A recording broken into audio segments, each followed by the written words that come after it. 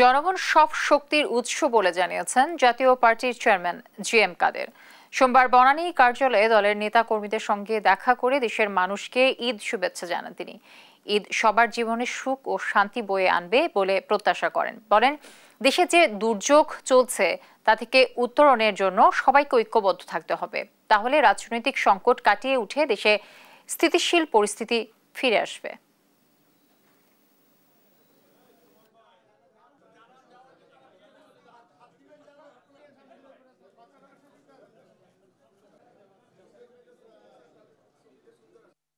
আনন্দের এই মহালগ্নে জোরালো হোক মানুষে মানুষে ভালোবাসা ও ভ্রাতৃত্ববোধ, দূর হোক প্রতিহিংসা ও অসহনশীল রাজনীতির চর্চা।